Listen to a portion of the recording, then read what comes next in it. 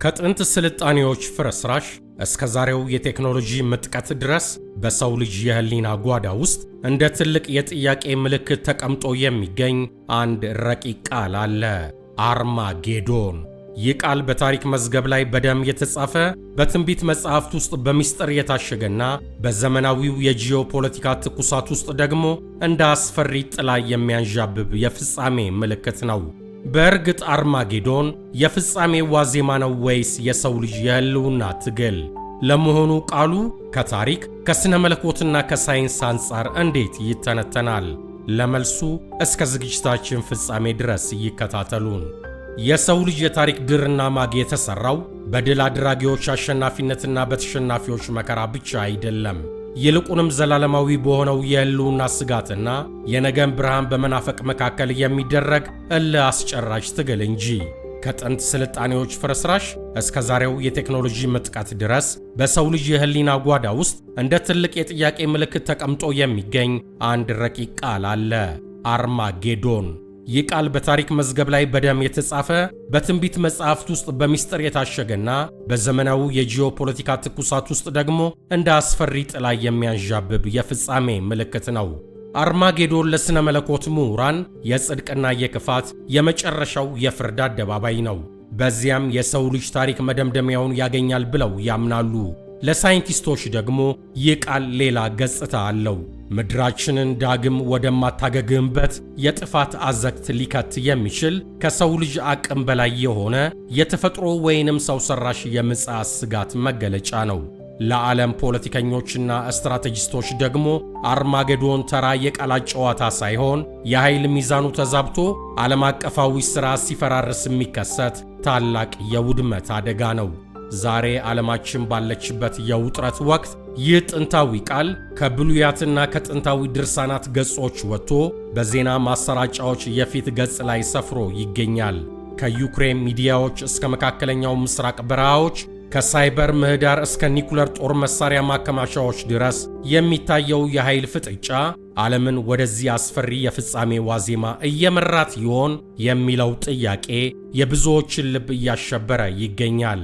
ይህ ጽሑፍ አርማጌዶንን ከታሪክ ከስነ መለኮትና ከሳይንስ አኳያ በመመርመር ጥንታዊው ትንቢት ከዛሬው ነባራዊ እውነታ ጋር ያለውን ጥልቅ ትስስር በዝርዝር ይተነትናል። ከላይ እንደገለጽኩት አርማጌዶን እንዲሁ በአየር ላይ የተንጠለጠለ ረቂቅ ቃል ሳይሆን በታሪክ አውራ ጎዳናዎች ላይ ጥልቅ አሻራ ያለው፣ በመሬት ላይ የሚገኝ ስፍራና የሰው ልጅን የውድቀትና የትንሣኤ ታሪክ የሚተርክ ቁልፍ ጽንሰ ሐሳብ ነው። አሁን ደግሞ ወደዚህ ቃል ስርወ መሠረትና ታሪካዊ አመጣጥ በወፍ በረር እንቃኝ። የቃሉ ምስጢራዊ መነሻና የታሪክ አሻራ። አርማጌዶን የሚለው ቃል በሰዎች ዘንድ እንደ ፍጻሜ መገለጫ ከመታወቁ በፊት በምድር ገጽ ላይ ስምና ግዝፈት ያለው ተጨባጭ ስፍራ ነበር። ቃሉ ለመጀመሪያ ጊዜ በግልጽ ሰፍሮ የሚገኘው በአዲስ ኪዳን የዮሐንስ ራእይ ምዕራፍ 16 ቁጥር 16 ላይ ሲሆን በግሪክኛው ሃርማጌዶን ተብሎ ተጽፏል። ሆኖም የቃሉ ስርወ መሠረት የሚመዘዘው ከጥንታዊው የዕብራይስጥ ቋንቋ ነው። ሃር ማለት ተራራ ወይም ኮረብታ ሲሆን መጊዶ ደግሞ በእስራኤል ሰሜናዊ ክፍል የሚገኝ ስትራቴጂካዊ ቦታ ነው። ስለዚህ አርማጌዶን በቀጥታ ሲተረጎም የመጊዶ ተራራ ማለት ነው። ታዋቂው የመጽሐፍ ቅዱስ አርኪኦሎጂስት ኤሪክ ኤች ክላይን ዘ ባትልስ ኦፍ አርማጌዶን በሚለው ዝነኛ መጽሐፋቸው ላይ እንደሚገልጹት መጊዶ በታሪክ ውስጥ የዓለም መንገዶች መገናኛ ተብሎ ሊጠራ የሚችል ስፍራ ነው። የመጊዶ ስፍራ በአይዝራኤል ሸለቆ መግቢያ ላይ የሚገኝ ሲሆን ከጥንት ጀምሮ አፍሪካን፣ እስያና አውሮፓን የሚያገናኙ የንግድና የጦር መንገዶች የሚገናኙበት ማዕከል ነው። ይህ ስልታዊ ጠቀሜታው ለሺህ ዓመታት የጦር አውድማ እንዲሆን አድርጎታል። የታሪክ ምሁራን እንደሚሉት የመጊዶ ምድር ላይ የተካሄዱ ጦርነቶች ብዛትና ክብደት በዓለም ላይ ካሉ ማናቸውም ስፍራዎች ጋር ሊወዳደር አይችልም። ይህ ቦታ ከግብፅ ወደ ሜሶጶጣሚያ የሚወስደው የንግድና የጦር መንገድ ወይም ቪያ ማሪስ የሚያልፍበት ወሳኝ መተላለፊያ ነው። በዚህም ምክንያት ይህች ጠባብ ስንጥቅ ሸለቆ ለሺህ ዓመታት የኃያላን መንግሥታት የደም መፋሰሻ ሜዳ ሆና ቆይታለች። የመጊዶ ታሪካዊ ግዝፈትና የምሁራን ምስክርነት። መጊዶ ለምን የዓለም ፍጻሜ ምልክት ሆና ተመረጠች ለሚለው ጥያቄ የታሪክ ተመራማሪዎች የሚሰጡት ምላሽ አስገራሚ ነው። የታሪክ ምሁሩ ጄምስ ሄነሪ ብሬስቴድ እንደገለጹት በመጊዶ ምድር ላይ የተካሄዱ ጦርነቶች የጥንቱን ዓለም ቅርጽ የለወጡ ነበሩ። ለምሳሌ በ1457 ዓመተ ዓለም የግብፁ ፈርዖን ቶትሙስ ሶስተኛ የከነዓንን ነገሥታት ድል ያደረገበት ጦርነት በሰው ልጅ ታሪክ ውስጥ የመጀመሪያው በዝርዝር ተመዝግቦ የተገኘ የጦርነት ታሪክ ተደርጎ ይወሰዳል። በተጨማሪም እንደ ዮርዳኖስ ማክስዌል ያሉ ተመራማሪዎች እንደሚጠቁሙት መጊዶ በታሪክ ውስጥ ከ34 ጊዜ በላይ ከፍተኛ ጦርነት የተስተናገደባት ስፍራ ናት። የይሁዳ ንጉሥ ኢዮስያስ በዚሁ ስፍራ መውደቁ እንዲሁም በቅርብ ታሪክ በ1918 ዓመተ ምህረት የብሪታንያው ጄኔራል ኤድመንድ አለምቢ የኦቶማን ቱርክ ሰራዊት ድል ማድረጉ ስፍራው የመንግስታት መውደቂያና መነሻ የሚል ስም እንዲያገኝ አድርጎታል። ከቦታ ወደ ተምሳሌትነት መሸጋገር። የሥነ መለኮት ምሁሩ ጆርጅ ኤልዶላድ እንደሚከራከሩት አርማጌዶን ከጂኦግራፊያዊ ቦታነት ወደ ስነ መለኮታዊ ሁለንተናዊ ፍልሚያ የተሸጋገረው በዚሁ ታሪካዊ ዳራ ምክንያት ነው። መጊዶ በታሪክ የዓለም ኃያላን የተጋጩባት ቦታ እንደመሆኗ የዮሐንስ ራእይ ጸሐፊ ይህንን ስም ለጽድቅና ለክፋት የመጨረሻ ፍልሚያ እንደ ተምሳሌ ተጠቅሞበታል። በአርኪኦሎጂያዊ ቁፋሮዎች የተገኙት 20 የሚደርሱ የተደራረቡ የከተማ ፍርስራሾች መጊዶ ስንት ጊዜ ፈርሳ እንደገና እንደተገነባች ያሳያሉ። ይህ በሳይንሳዊ ቁፋሮ የተረጋገጠ እውነታ በስነ መለኮታዊ ትርጓሜ ውስጥ ዓለም ከጥፋት በኋላ ወደ አዲስ ሥርዓት ትሸጋገራለች ለሚለው እምነት እንደ ምድራዊ ማሳያ ተደርጎ ይወሰዳል።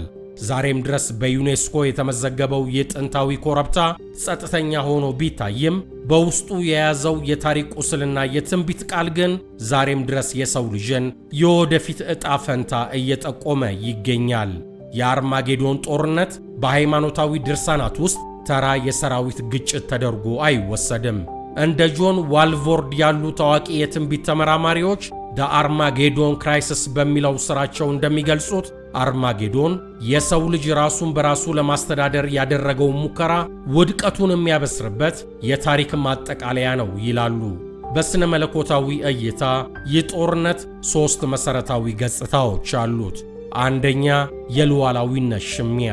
ስነ መለኮቱ እንደሚተነትነው ዓለም አቀፋዊ አንድነትን የፈጠረ ፖለቲካዊና ሃይማኖታዊ ሥርዓት በመጽሐፍ ቅዱስ አውሬው ተብሎ የተመሰለው በምድር ላይ ፍጹም የበላይነትን ለመቀዳጀት በሚሞከርበት ወቅት መለኮታዊው ኃይል ጣልቃ የሚገባበት ወቅት ነው።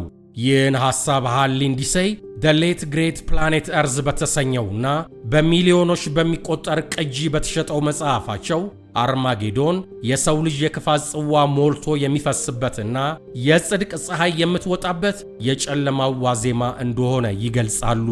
ሁለተኛ፣ ምሳሌያዊና ተጨባጩ ፍልሚያ። አንዳንድ ሊቃውንት እንደ ኦግስቲን ኦፍ ሂፖ ያሉ አርማጌዶንን በታሪክ ውስጥ የሚከሰት ቁሳዊ ጦርነት ብቻ ሳይሆን በሰው ልጅ ልብ ውስጥ በጎነትና ክፋት የሚያደርጉት ዘላለማዊ ትግል አድርገው ይረዱታል። ሆኖም የዘመኑ የትንቢት ተርጓሚዎች ስፍራው ወይም መጊዶ በግልጽ መጠቀሱ ጦርነቱ በምድር ላይ የሚካሄድ ተጨባጭ ክስተት መሆኑን ያመላክታል ይላሉ። ሦስተኛ፣ መለኮታዊ ፍርድና የአዲስ ሥርዓት መረጋገጥ። ይህ ገጽታ አርማጌዶን ተራ የሰው ልጆች ሽኩቻ ሳይሆን ፈጣሪ በሰው ልጅ ታሪክ ውስጥ ጣልቃ የሚገባበት የመጨረሻው ምዕራፍ መሆኑን ያብራራል። እንደ ሲኤስ ሊዊስ ያሉ የሃይማኖት ፈላስፋዎች እንደሚጠቁሙት አርማጌዶን እግዚአብሔር በገሃድ የሚመጣበት ወቅት ነው። በዚህ ጦርነት ወቅት በታሪክ ውስጥ የተፈጸሙ ግፎች፣ የሰው ልጅ በምድር ላይ ያደረሰው ውድመትና የጥፋት መንገድ ፍጻሜ ያገኛሉ።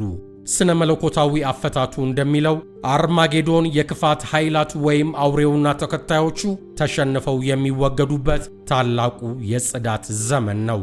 ክፍል 2 ከሰሞኑ ይቀርባል። ለዛሬ አበቃው።